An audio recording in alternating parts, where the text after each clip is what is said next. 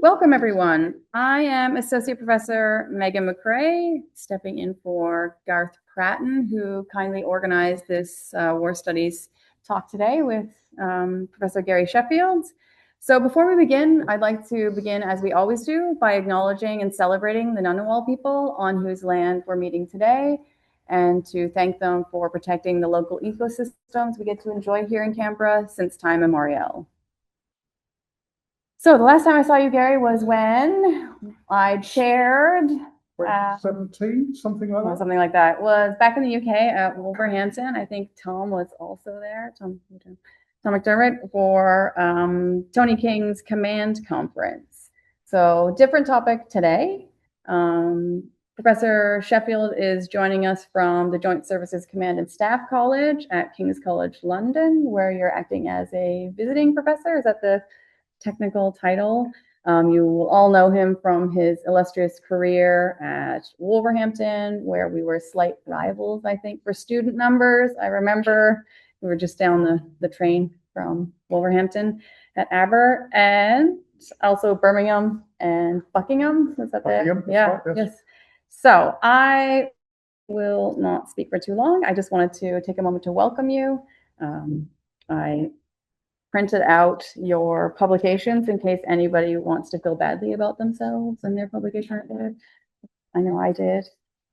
Today, Professor Sheffield is speaking about attrition and learning, British Empire Armies, and the experience of major combat operations from 1914 to 1945.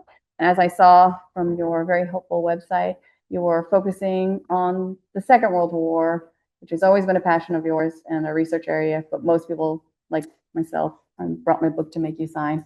Know you for, I think, the First World War. It's a bit of both, but increasingly I'm getting interested in the Second World War, not least because the parallels and the differences to the Second World War are really interesting. Well, looking forward to hearing more. Could you please join me in welcoming? I'm just going to bear with us for a second while we set up the tech here online. I need to share the screen. It's not gonna. Yep.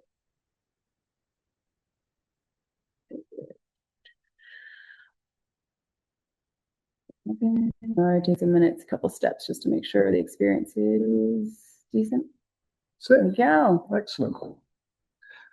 Well, and thank you very much. Thank you for everybody who's here in person, indeed, on the internet, and thank you to ANU for hosting me this evening. It's sadly a flying visit. I've been in New Zealand giving a keynote at the New Zealand. To any Australians in the audience,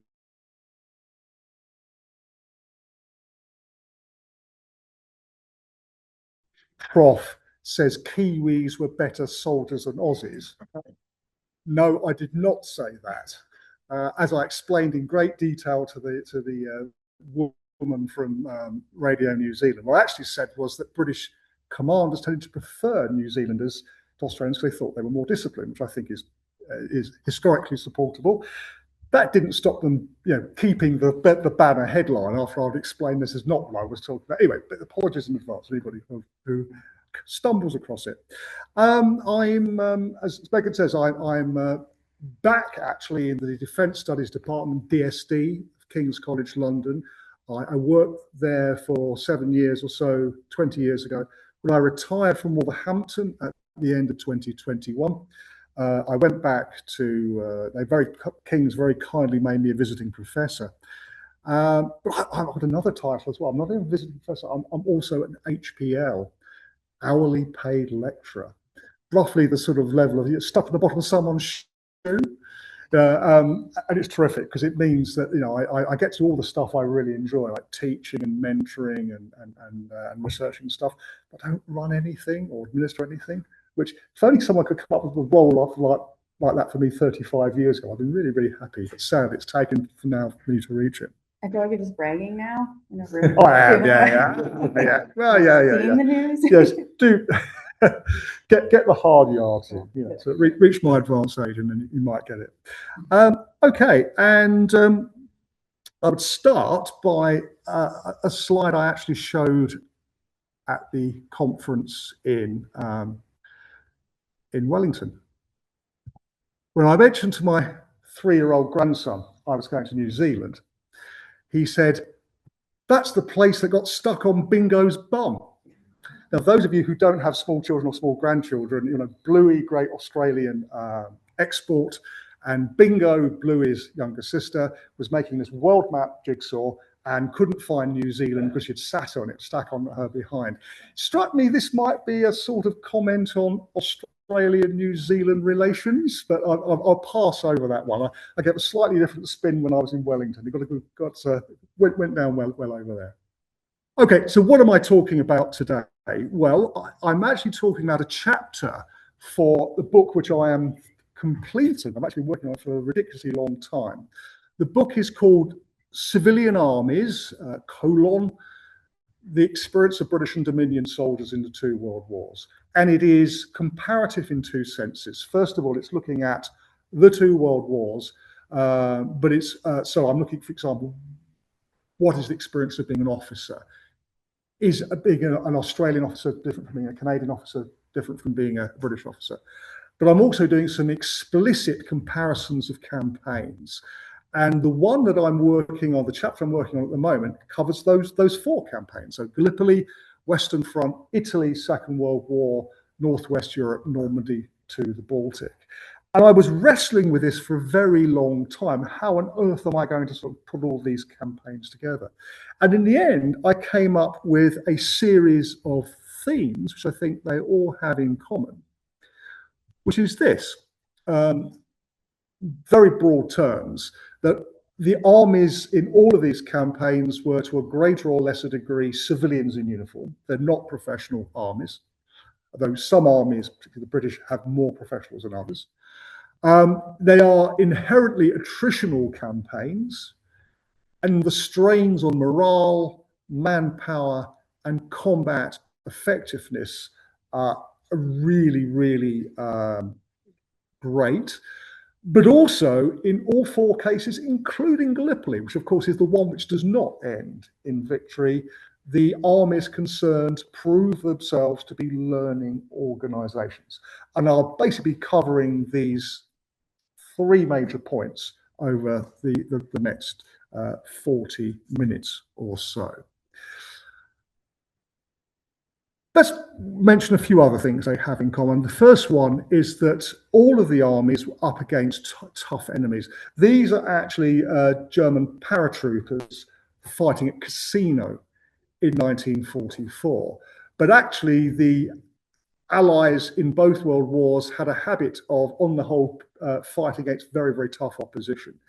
Even the so-called easy Italians, easy to fight Italians in the Desert Campaign, put up some surprisingly hard fights on occasion. Surprising if all you know is the sort of stereotype of it.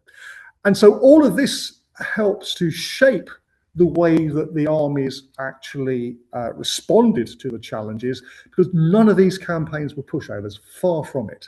And of course, in all 4 of these campaigns, I'm looking at mostly the Allies were on the offensive. Should of course say in 3 of these campaigns, they are fighting alongside the Americans. I'm actually not talking about them because that's not the subject of my book. But nonetheless, I think many of my points I make would be equally applicable to US forces. So basically, you have got the armies fighting a series of attritional offensives against very, very tough enemies who are difficult to defeat. You also have the fact they are fighting in harsh environments. The first one is actually, as it happens, Australians in Ypres salient in 1917. The second one are Brits, again at Monte Cassino in 1944. Very different environments, but very, very harsh environments. And that's something which you find cropping up time after time again. It's also worth saying that even if the environments aren't particularly harsh, the enemy have a habit of making them so, because they are extremely good, proved to be extremely good in both world wars at defensive warfare and all that implies. So Sorry, the slides aren't showing up here. Oh, they're not? No, do you want to just go to the next one? And then I'll play with the two laptops while you keep speaking. Okay. Sorry to interrupt your flow. Just gonna see why that's the case. So it's still, I could just see here. If you want to keep speaking, I'll just play with the. Okay. Well, I'm sorry about that online, but you're seeing all these wonderful It pictures, so may- should be.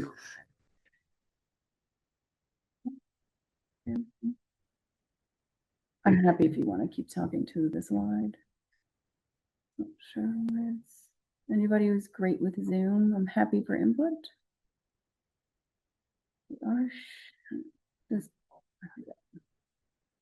There wasn't at all. I think we had to start the PowerPoint. It's probably worked out. There we go. Let's see. Is it working now? Screen sharing, does that make any difference? Sure. There's also slight lag. No, it's just black. I don't. They may have to. Is it? Oh, it's just delayed. Thank you. Appreciate it. Okay, I think we're good. Now I'll switch you back to the slides. Apologies. This is yours. There. Everybody's. Oh, thank you. Okay, sorry. Well, apologize that. I mean, that's quite a relief, not least for the people online who otherwise have to look at a picture of me for the next half an hour. Okay, so the enemy proved to be very, very good at defensive warfare, and much of the fighting that I'll be talking about, not all of it, much of it is either static or semi-static. And again, picture paints 1,000 words, or whatever the expression is. Royal Fusiliers on the Somme, 1st of July 1916, and I think these are the Royal Berkshires at Anzio in January 1944. As you can see, one of the trenches are less sophisticated than the others, but it's the same basic problem going on. And this, I think, helps to encapsulate the experience of the armies. So it's not only about static or semi-static warfare, it's also about how do you cope with it and how do you overcome it. And that's where the whole learning thing comes in. Those of you who might have read some of my previous work on the First World War, you were probably aware of the phrase learning curve, which I certainly didn't come up with, but sort of got stuck with. We've actually sort of moved beyond that now, because people tend to think of a curve as being, a very sort of even upward or the downward trajectory. And in reality, it's learning doesn't work like that. It's sometimes you get improvements, sometimes you forget lessons, sometimes you come up with new lessons. I actually once used the phrase the learning Loch Ness monster in terms of the shape. For some odd reason, it didn't really catch on. But I think that's what we're talking about. So the whole idea of a learning organisation, I think, is a much more useful way of looking at it. And in terms of the historiography, looking at military organisations as learning organisations became very fashionable with the fighting in Iraq and Afghanistan over the last 20 or so years. But indeed, historians, including some of my DSD colleagues, have had a major input into shaping this debate. So the idea of a learning organisation, I think, is really quite a significant one.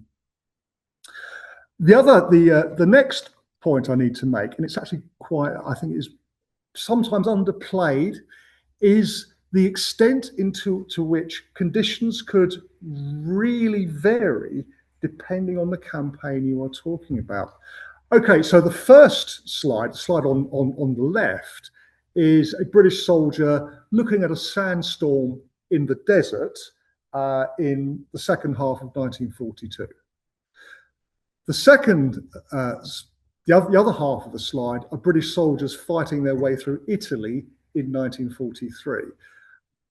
It's even possible that the same man is in both. The point is that actually, having managed to, I think, do pretty well in the desert in 1942, learn how to cope with that sort of fighting, the armies then had to really change their way of dealing with this when they come faced with a very, very different sort of fighting. So one soldier in particular mentioned that when he landed at Salerno in September 1944, he was really disoriented by the sound of gunfire, because everything sounded very, very different in the Mediterranean, on the Italian coast, that it had in the desert. He could no longer distinguish the sounds of shells. The same way, there's a New Zealand tank commander who's interviewed quite late in the war, I think in early 1945, and it appeared in various New Zealand newspapers, and effectively said, well, what's the difference between the fighting in Africa and the fighting in Italy? And he said, it's completely different, because in the desert, you have these relatively flat, open areas in which tanks operate very effectively. In Italy, actually, more often than not, tanks are being used as sort of mobile artillery, to the extent that sometimes you would literally get tank commanders getting out of their tanks, leading it forward, a bit like, a man with a big red flag in front of a car at the turn of the 20th century. And then it would be dealing individually with targets at the behest of the infantry. It's a completely different way of fighting, and one which frankly did throw some troops. Certainly I have evidence from the British, Canadian and New Zealand forces. They found the transition from fighting in Africa to fighting in Italy really quite substantial. And those of you who maybe know something about the Normandy campaign in 1944 will be aware there's a debate why the three former Mediterranean divisions and the British deployed, 50th, 51st Highland, which of course have a fantastic reputation, and the 7th Armoured, actually didn't do that well in comparison to, example, the 3rd Division, which had been in training in the UK for basically 4 years from the spring of 1940. I think the short answer is that they found it very difficult to adapt from actually done well and having in effect mastered one form of warfare, then switching to something that's rather different. Italy and Normandy are not the same, and that's something that I think is really worth bearing in mind. Above all, of course, we're talking about attrition. And while we look at it visually, there's an Australian dressing station on the Western Front from 1917, and a British soldier overlooking a war cemetery in Italy in 1944.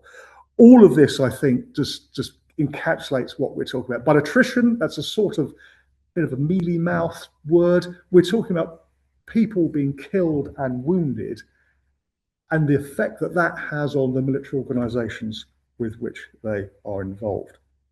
So when Brigadier General Hugh Simpson Bakey arrived at Gallipoli in May 1915 from the Western Front to command the British artillery at Helles, he wrote to his wife, "This campaign, the Gallipoli campaign, has now got into regular trench warfare as in France. This is exactly what I foresaw and would very likely to be the case. Progress will therefore be very slow and very costly in life and munitions." He was not wrong. And those words could have been applied with equal validity to these other three campaigns, and indeed others as well. So it's attrition that we are talking about. Let's dig a little further into attrition.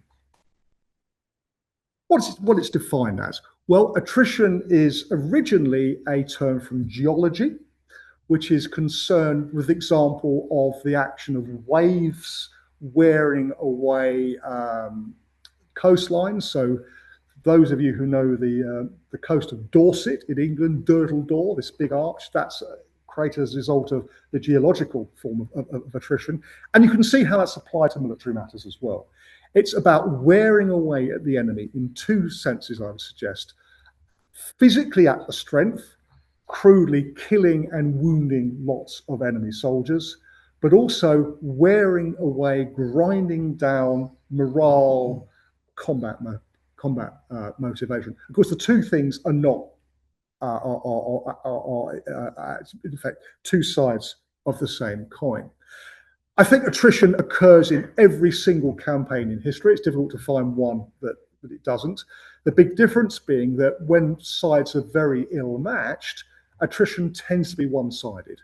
So, for example, if you look at Operation Desert Storm, the campaign to liberate Kuwait in 1991, it's heavily attritional, but attrition is almost all one way by the coalition forces against the Iraqis.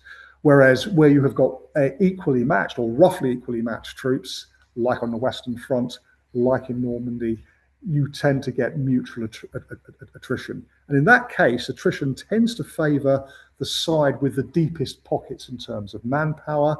But it's not as simple as, Blackadder might have you believe, you kill off more Germans than Brits, the Brits win, because of course morale also is involved, and it's possible actually, though technically winning in terms of inflicting attrition on the enemy, to so weaken your own morale actually that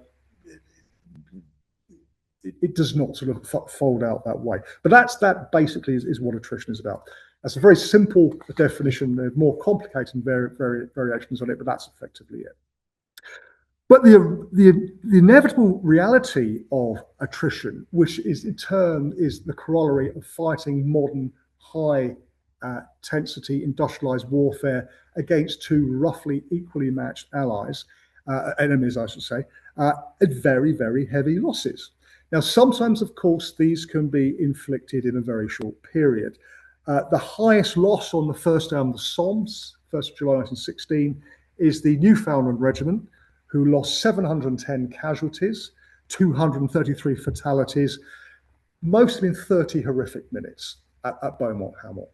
Now, that actually, even for the Somme, is pretty atypical, but it does happen on occasion, and not only on the Somme either.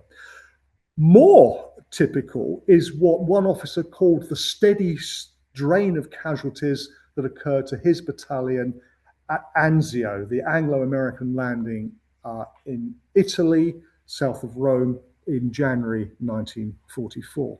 So, for example, the 2nd Northamptons, a British battalion, lost on average 3 or 4 a day, and eventually the battalion's companies equaled just one and a half platoons at full strength.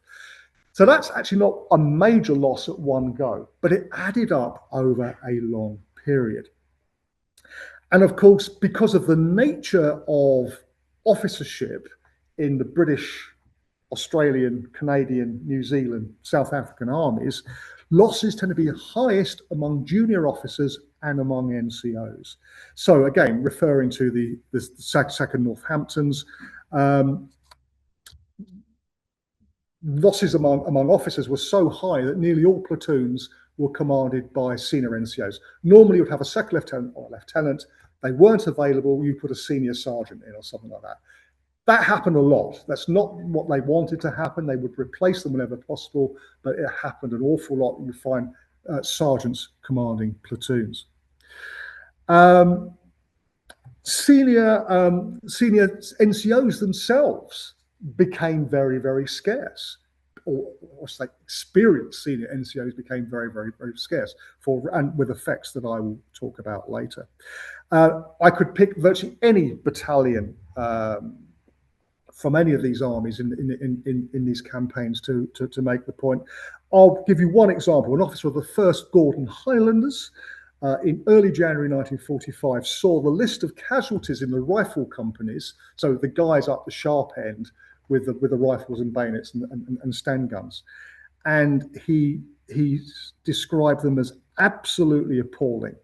The combined officer strength was 20. The casualties had been 9 killed and 30 wounded. That's just officers. The combined other ranks, in other words, non-officer strength, was 500. Their casualties had been 149 killed and 351 wounded, a total of exactly 500. That was losses from D-Day until January 1945. VE Day still had another 4 months to run. And that is not untypical for any of these armies at this period. Statistically, of course, you may know this, I'll throw this out. It's more dangerous to be an British infantryman in Normandy in 1944 than it was to be a British infantryman at Passchendaele in 1917. All sorts of reasons, not least you actually have fewer men in the infantry, and even in the infantry, the casualties are concentrated on the rifle companies. So if I was given the choice of being an infantryman at Passchendaele, infantryman at Normandy, if they didn't allow my application to be the mobile Bath unit from Benbecula up in the north of Scotland, I'd rather be an infantryman at Passchendaele. The chances of surviving are actually higher than in Normandy. Well, reading these raw figures, it's actually can be difficult to comprehend the true meaning of these losses. I don't want to get sort of hard and statistical on you.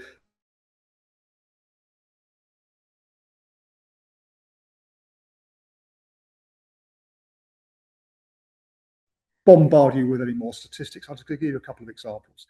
First one is a British officer in September 1915 writes to a friend. He says, "I saw remains of Martin Kay's battalion 2 days ago." That was 6 Scottish Rifles. They did magnificently at Festubert in June 1915. They, however, suffered very heavily, and it's sad to think that this time last year I knew practically every officer in the regiment, and there was not a single one on parade who knew me on this occasion. In other words, you had like 100% turnover, not far off, 100% turnover in terms of casualties among the officers. Sorry, I'm sorry. I think the internet must have dropped out for a second. Bear with me to see if I can. This is what they hired me for, was to. Never work with animals, children, or technology. I don't see. It's just, maybe it's just dropped out. You're welcome to keep speaking and see if you can sort this, if you want to. Sorry about this. Bear in mind that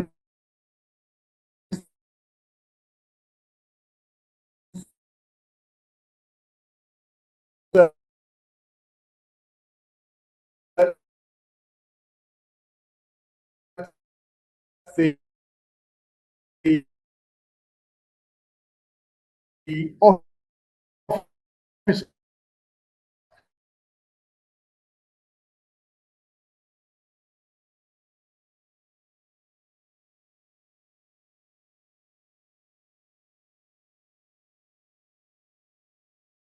quite profound.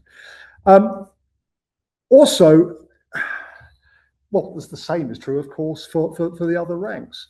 And one of the most heart-rending, because it's understated, examples that came about was from a letter written by Private Howard Rees of the 17th Battalion AIF in 1917, who basically reacted in slow motion when his best mate, Cobber, I guess, was killed at Bullecourt in 1917. He wrote, "It was only when I was behind the lines with a lot of spare time that I realized that for the first time in my life, I was lonely, even though there were hundreds of men about me." Multiply that by the number of times, in all these units, in all these campaigns.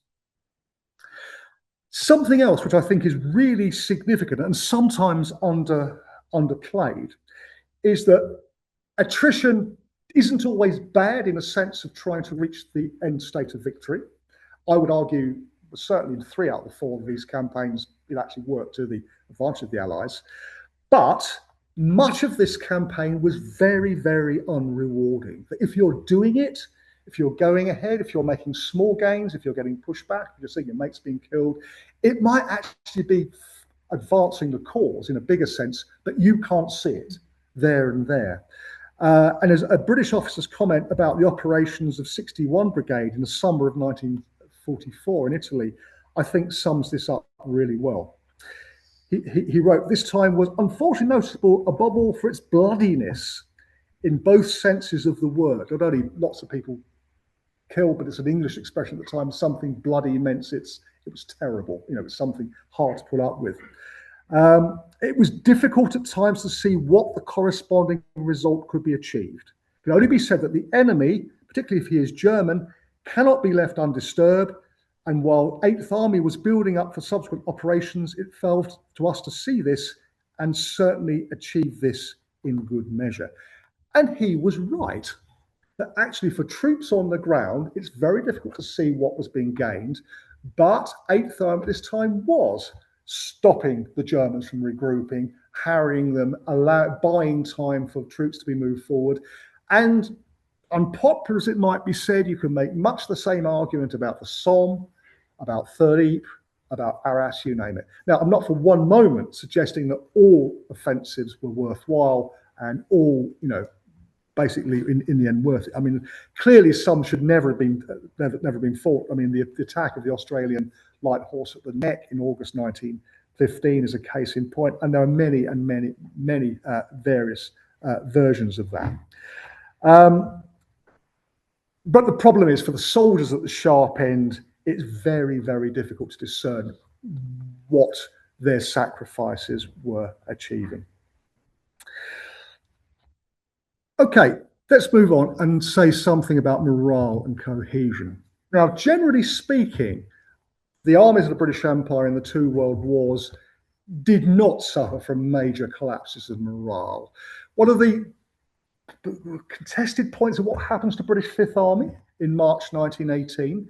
Here we have examples of actually quite large-scale capture of British troops by the Germans. And an older historiography would have you believe that the Fifth Army somehow collapsed in March 1918. Well, no, I mean, I and other people argue that's not actually true. If Fifth Army had have collapsed, the Germans would have won the First World War. What happened was that the Fifth Army sustained a pretty bad tactical defeat, but it was only a tactical defeat. It was eventually an operational victory, and Fifth Army's morale did not collapse. Sufficient of them fought on to plug the gap, and so the Germans were eventually contained. And as I'm sure we all know, the spring offensive or spring offensives eventually petered out. But the effect on cohesion of units could be really quite profound. In January 1944, in Italy, the 5th Essex received reinforcements from no less than 22 regiments. And this particular battalion had a bit of a failure on the battlefield. I'm still trying to get to the bottom of what actually happened, because the war diary is quite discreet about it. Clearly something happened. And it seems that there was an entire platoon of the Black Watch turned up, allocated to the Essex. Now, the Black Watch, very, very proud regiment. You want to fight with a bunch of Sassenachs. Hopefully not people from Essex, I'd imagine. Of course, if they're the Essex people here, I apologise. And it was commanded by an NCO and not an officer. And the report which came down from on high said this: it was an unfortunate incident, but not a disgraceful one. It only goes to emphasise a battalion which has lost as many men as the 5th Essex cannot absorb these big drafts while still in the line. It'd help if, when these big drafts from other regiments arrived, they brought with them their officer who know the men. British Army, with a very tight regimental system, it's an enormous problem, because the regimental system effectively collapsed, and people were being, in both world wars, people were being posted to whatever regiments needed to be reinforcing. Usually that works okay, but on occasions, and that was one, it didn't. Another serious problem with moving on is manpower, because attrition eats infantry, and I'm sorry if I'm largely talking about infantry here, but that is the major problem. And all units towards the ends of both wars, all armies I should say, actually had enormous problems, and they found themselves having to comb out, the term was, people from various non-infantry units re-roll into infantry. It didn't always work so well. So an NCO of the 4th Somerset Light Infantry in Normandy, the 4th Somersets were a really good battalion in a decent division, 43rd Wessex Division, which did very, very well. An NCO wrote this: he found 4 fellows in an abandoned German trench crying their eyes out. I was angry with Army Command when we'd been sent reinforcements from a disbanded anti-aircraft unit in their mid to late 30s. They were far too old anyway, to live our kind of life, and untrained as well. It's no wonder that the loss of their mates an hour earlier had unnerved them. They had to be confident, consoled, crucified, and sent back to face the enemy. So a bit of tough love going on there. But basically, this guy is saying these guys should never have been there. These are overaged, they're not properly trained infantrymen, yet this is what the British Army, and indeed the other armies, were topping up their troops with by this stage. And this is getting back to the problem I mentioned earlier, the effect on combat effectiveness. I've put this picture up here, partly because it's a very good book, but also isn't that a superb picture of an experienced, battle-hardened NCO, in this case Canadian. And of course, it's a commonplace that the NCOs are the backbone of an army. The fact's a commonplace doesn't mean it isn't true. And in both world wars, all the armies from a British background, so Australians, New Zealanders, Canadians, as well as Brits, relied very, very heavily on their NCOs. Two problems here. First of all of these armies tended to promote from the ranks.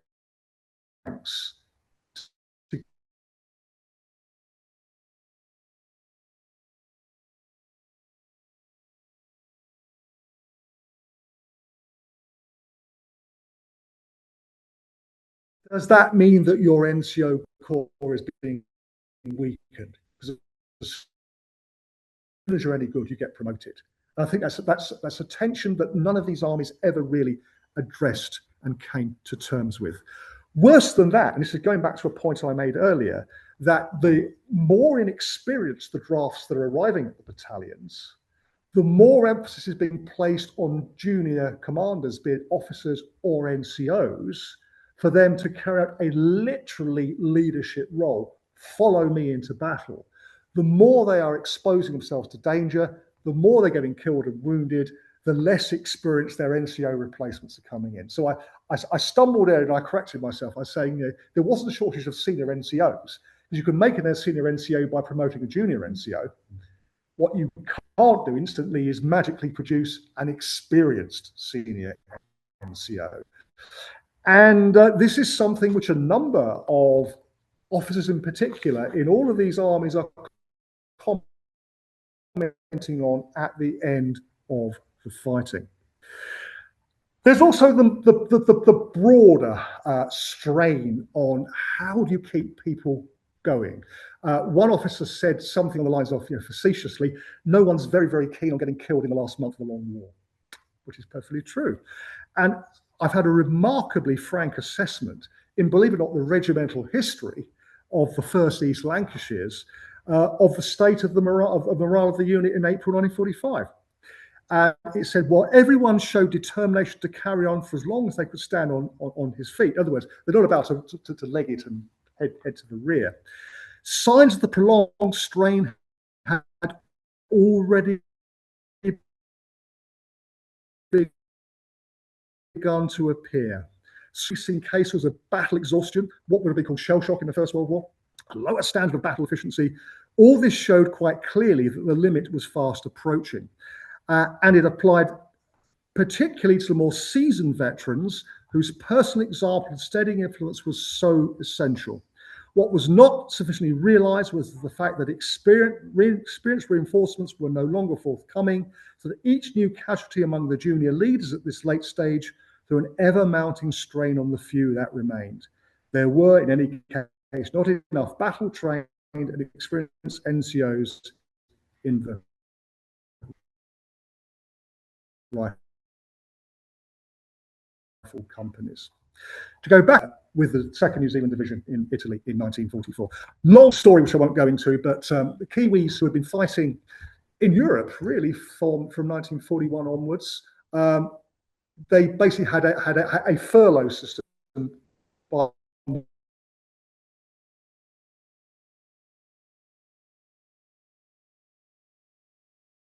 When they got there, they weren't very keen to go home. And it's known as the furlough mutiny. Whether it's a mutiny is actually debated among historians, but basically they ended up, the New Zealand authorities recognised they couldn't really send back people who didn't want to go. And so therefore a large number of these guys stayed at home in New Zealand. What that meant, of course, that New Zealand division was getting fewer reinforcements, and then those who were going were either new recruits or sometimes people who'd fought in 3rd New Zealand Division, had a limited amount of action in the Pacific, but under very different circumstances. And so a British officer of the 78th Division said, who really admired the New Zealand Division, he said, it was never the same again after Casino. So on top of the furlough mutiny, got these huge losses at Casino. John MacLeod, a New Zealand historian who I was talking to at the conference last week, he put it even earlier that he thinks that it never recovered from the fighting in North Africa. And so the New Zealand division, which undoubtedly had been an elite division in the latter part of the war, was like the Brits, like the Canadians, like for that matter the Americans, becoming increasingly cautious, more reliant on heavy artillery, increasingly reluctant to put infantry in harm's way, finding lower and lower standards of NCOs. Freiberg, the divisional commander, his diaries are very, very candid about this. That's how an elite division gets undermined by attrition and ends up not running away or anything like that, but simply no longer being prepared to take huge risks. Okay, let's zooming on. Very, very quickly to run through this. I mean, of all the campaigns you wouldn't think there was much learning on, it's Gallipoli. Actually, that's not true. Partly it's because you might argue they started from such a low base that the Anzacs, Australians, New Zealanders who landed at Gallipoli were pretty untrained, not terribly well officered. Ditto the British Territorials, the Royal Naval Division. Even the 29th Division, the British Regular Division, was pretty well trained on an individual basis, the battalion basis, but had never trained as a division and was certainly not trained for this sort of stuff. By the end of the campaign, all of these armies actually got pretty good at trench warfare, but unfortunately it was a strategic dead end. For all sorts of reasons, Gallipoli wasn't going anywhere. And so, yeah, the armies were pretty effective by the end of the campaign, but nonetheless, it didn't really get anywhere. But in terms of, of learning, the Mediterranean Expeditionary Force, I think, actually did pretty well. And some of this actually then fed through into what happened on the Western Front. Western Front, the two examples I'm using in my book, there are many others I could have used, are Aubert Ridge in May 1915, Messines in June 1917. Aubert Ridge is the classic, if you like, sort of Blackadder example of a First World War attack. Completely went horribly wrong, largely because they got the artillery wrong, and when the artillery failed, everything else failed as well. Fast forward 2 years, Messines Ridge, of course, is most famous for the detonation of the mines. That actually was, if you like, the icing on the cake. The real important story from that was the combination of advanced artillery technique with very, very well-trained infantry, including the New Zealand Division and Australians, 36th Ulster Division and others, and the way that they had mastered that form of bite and hold warfare by that stage. You take it to another stage into fighting in 1918, you go on further again.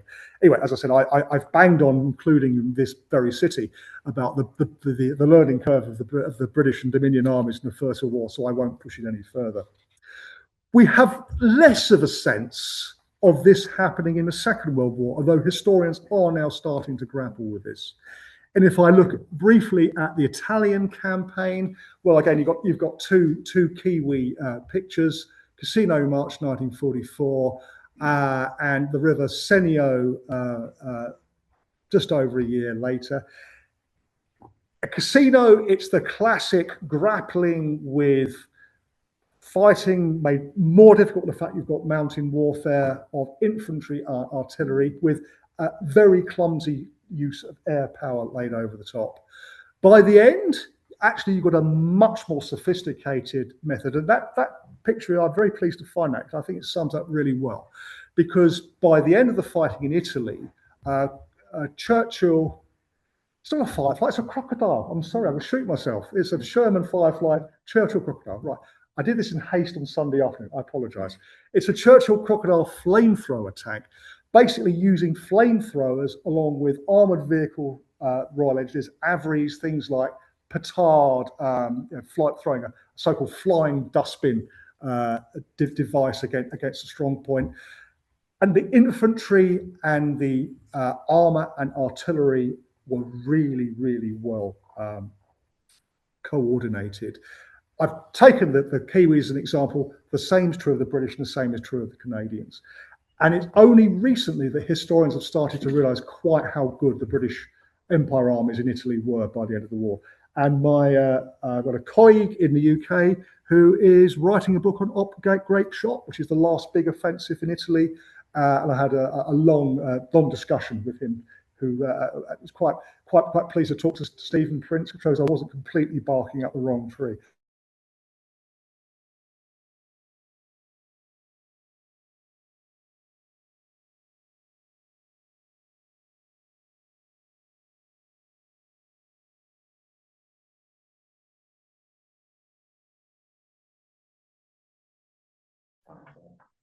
US. Oh. I don't know if people will be able to hear you here, but why don't you just continue? Okay. I'm not sure if anybody can see or hear me, but I've only really got one more slide to put up, which, if you could only see it, would be similar picture for Northwest Europe. I'd actually got a picture of the 15th Scottish Division attacking at Epsom in June 1944. Bagpiper leading the way, columns of infantry with rifles at the High Port. The second one is the 53rd Welsh Division attacking in Germany in, I think it's March 1945, in which they've got kangaroos, which are basically tanks with the turrets taken off of them, converted to armored personnel carriers. And in the same way as in Italy, you have some pretty sophisticated tactics in which you would get infantry going onto battle in the APCs, supported by flamethrower tanks, supported by AVREs, supported by a whole very, very sophisticated artillery barrage and air support. This is the methods which are being used to win the war against Germany in the West in 1945. And my final slide, the conclusion, is really to say that, with the exception of Gallipoli, which strategically was never going to be a success, the British Empire Armies of the First and Second World War, I think, coped remarkably well with the things that were thrown at them. They made lots of mistakes at the beginning. The learning process was bloody. It certainly was not even, but in the end, they proved to be a learning organization that overcame the problems thrown at them by attrition, by adapting to the circumstances, and effectively ending up with the ability to master, in the context of a total war, with all that meant in terms of the massive resources being thrown their way, thrown their way. They mastered the battlefield problems and ended as victors. We're starting to grope towards a view of the soldiers of the First World War in this sense.